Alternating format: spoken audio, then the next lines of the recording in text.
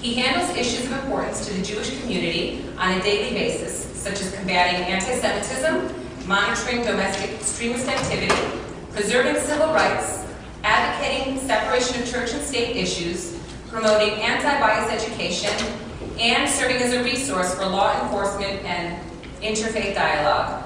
We are very excited to hear from all of you today, and please join me in welcoming Mr. Frank Gaffney.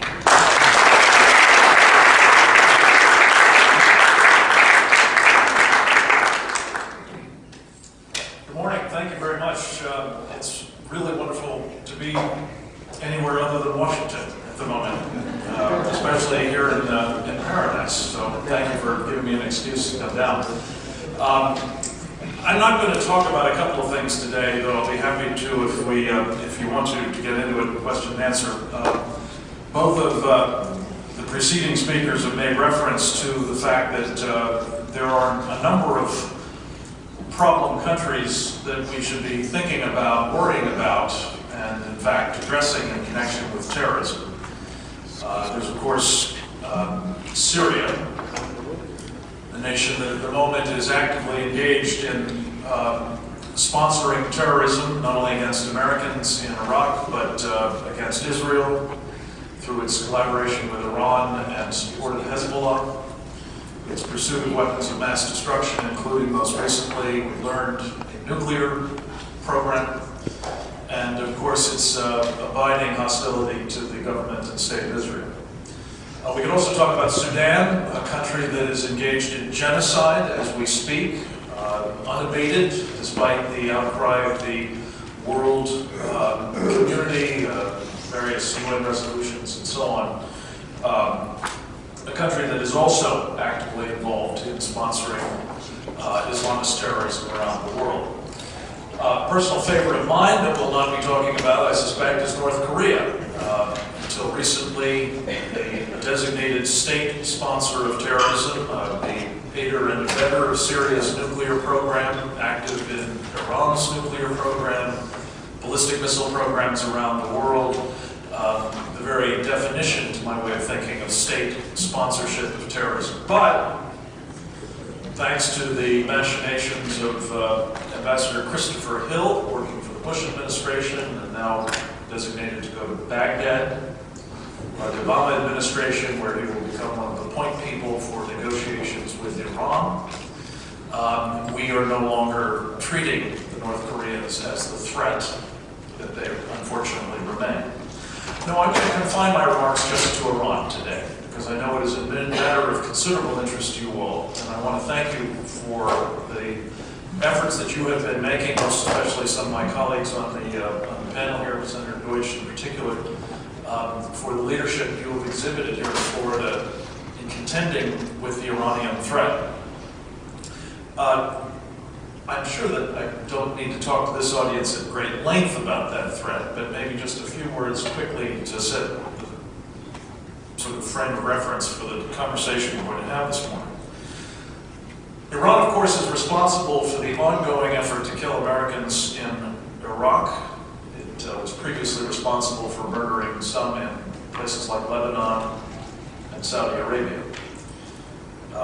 It is actively destabilizing the entire region, notably through proxies like Hezbollah and Hamas. It is aggressively pursuing both ballistic missiles at ever longer ranges and the nuclear weapons to go on them. Yes, even the United Nations, I think, has now come to the conclusion that despite its protestations to the contrary, Iran is working to get the bomb. That's particularly troubling because, as you know, President Ahmadinejad has repeatedly said that it is his purpose to wipe Israel off the map, something that a nuclear weapon or two would be convenient to have if you wish to effect that. Worrying to us, all of us caring about Israel as we do, is also his oft-repeated promise to bring about a world without America. Something he has said is not only desirable but achievable. I've often wondered what he means by that, because under all foreseeable circumstances, it's likely that for quite some time, Iran, assuming it gets a bomb, will only have a relatively small number. One thing that you may be aware of is a small number of nuclear weapons delivered to space can create a phenomenon known as electromagnetic pulse, which used in a strategic attack on a country like the United States, or for that matter like Israel, especially a large place like ours, would have a devastating effect on our electrical grid within the blink of an eye. It would unleash an enormous amount of electromagnetic energy, damaging and almost certainly destroying all electronic devices within line of sight that have not been protected against it.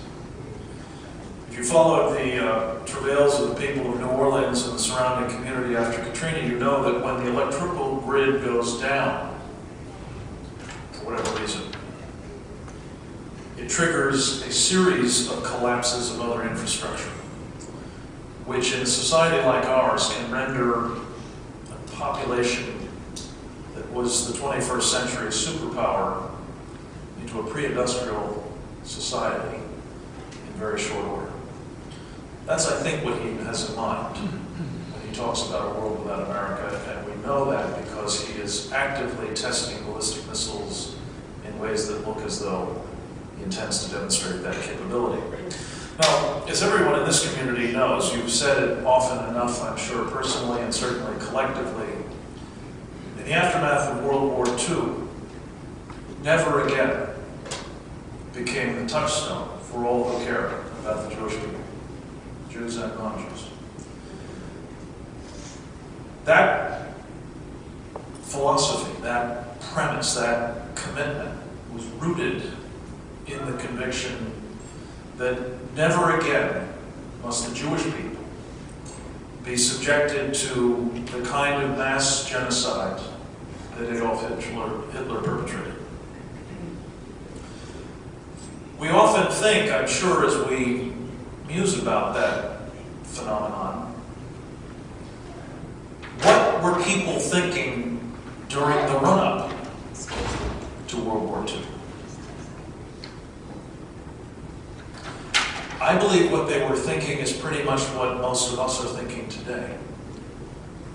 They were thinking, it's not our problem. It's happening someplace else. If we ignore it, it'll go away. Or at the very least, if we give Hitler what he wants, that'll make sure he's safe. He'll leave us alone. We are today doing the same thing vis-a-vis Iran. And I'm sorry to say that the new administration seems about to greatly ramp up the same kind of thinking. It's not our problem what Ahmadinejad is up to. It'll not become our problem if we ignore it, or at the very least if we enter into a constructive dialogue with him, he'll leave us alone. Not clear that he'll leave Israel alone, but I submit to you that he won't leave us alone either. You know, there's an interesting story that broke last week. I don't know if you saw it. I wrote a column yesterday about it in the Washington Times, that President Obama, as an early bit of redecorating in the Oval Office, removed a bust of Winston Churchill that had been presented to the American people by the British government after 9/11 in solidarity. It had a place of honor in the Bush White House. In the Obama White House, it was not only moved out of the Oval Office, it was not moved into, say, the Cabinet Room or the Roosevelt Room or the family residence or the attic. It wasn't even moved into the Smithsonian where we could all appreciate it. It was sent back to the British government.